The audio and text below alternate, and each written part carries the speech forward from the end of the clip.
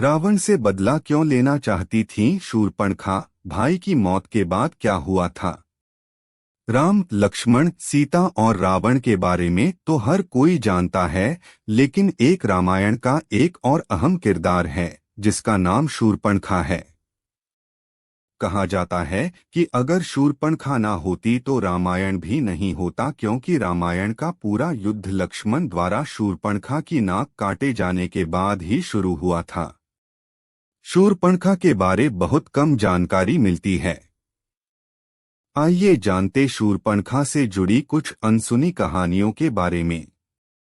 राक्षस के परिवार की होने की वजह से शूर्पणखा को अपना भेष बदल लेने की शक्ति प्राप्त थी।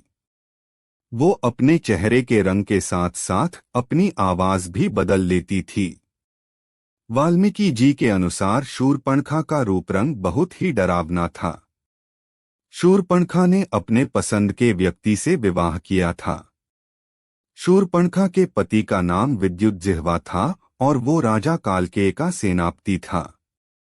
कालकेय के साथ हुए युद्ध में रावण ने विद्युज्जिह्वा को मार डाला था। उसका भाई ही उसके दुर्भाग्य का कारण बना। पति की मौत के बाद शूर्पणखा ने अपनी पूरी जिंदगी लंका और दक्षिण भारत के जंगलों में बिताई। वो कुछ दिनों के लिए अपने रिश्तेदारों खर और दूषण के साथ भी रही। राम और रावण के बीच शत्रुता कराना। कहा जाता है कि शूर्पणखा राम के रूप पर मोहित हो गई थी, लेकिन एक पत्नीव्रता होने की वजह से राम ने उसे लक्ष्मण के पास भेज दिया।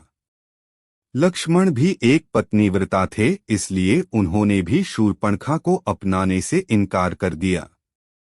गुस्से में आकर शूर्पणखा ने सीता पर हमला करने की कोशिश की, जिसके बाद लक्ष्मण ने उसकी नाक और कान काट दिए।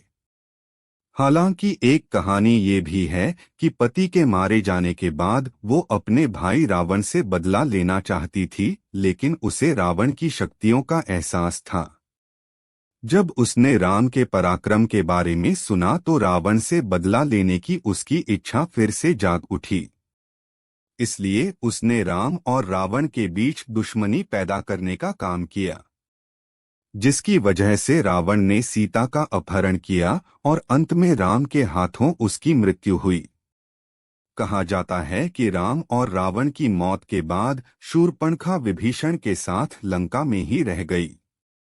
कुछ सालों के बाद शूर्पणखा और उसकी सौतेली बहन कुंभिनी समुद्र के किनारे मृत अवस्था में पाई गई थीं।